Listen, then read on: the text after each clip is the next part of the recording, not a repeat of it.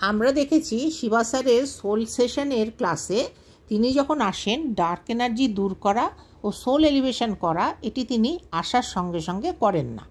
তিনি আগে পুরো ক্লাসটি সম্পূর্ণ করেন, তারপর এটি করেন।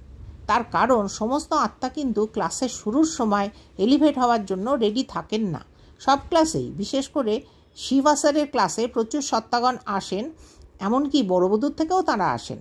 যখন তারা আসেন এবং ক্লাস চলতে থাকে তখন তারা এলিভেট হওয়ার জন্য প্রস্তুত হন। যেসব আত্মা কোনো কারণে আটকে আছেন তাদের আগে স্যারের ক্লাসটি পুরোপুরি করতে হবে। এই ক্লাসে হয়তো ওই বিশেষ আত্মার একটি বিশেষ বিষয়ে কিছু জানার দরকার আছে, হয়তো অন্যদের তা দরকার নেই, কিন্তু ওই বিশেষ আত্মার দরকার আছে।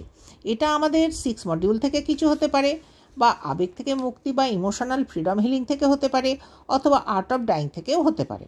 যেই মাত্র তার ওই বিশেষ বিষয়টি জানা হয়ে যাবে সঙ্গে সঙ্গে ওই আত্মা এলিভেশনের জন্য রেডি হয়ে যান।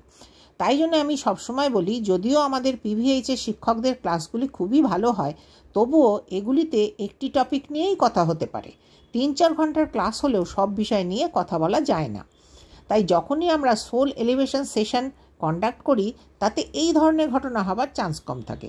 কারণ যদি এই আত্মা স্যারের অরার সঙ্গে সংযুক্ত হয়ে যায় তাহলে তৎক্ষণাৎ তিনি এলিভেট হয়ে যাবেন। না হলে এনার হয়তো আরও কিছু শিখতে হবে। যখন তারা এসে ক্লাসটি দেখেন এবং শেখেন তারা এলিভেট হয়ে যান। তাই আমাদের এগুলি ঠিকভাবে শেখাতে হবে।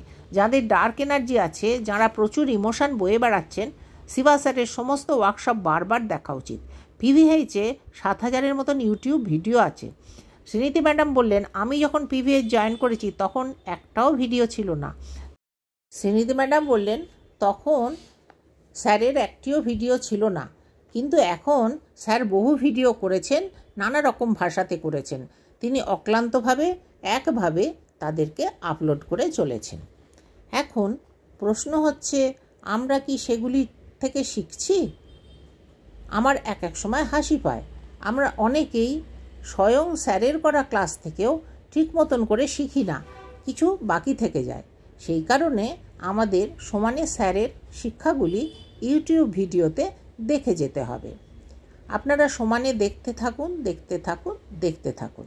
যেই মাত্র আপনাদের আত্মা শিবা স্যারের অরার সঙ্গে অটোমেটিক্যালি জুড়ে যাবে, তখন যখন সময় আসবে তারা এলিভেট হয়ে যাবেন। তাই প্লিজ, প্রচুর ভিডিও আছে, দেখতে থাকুন।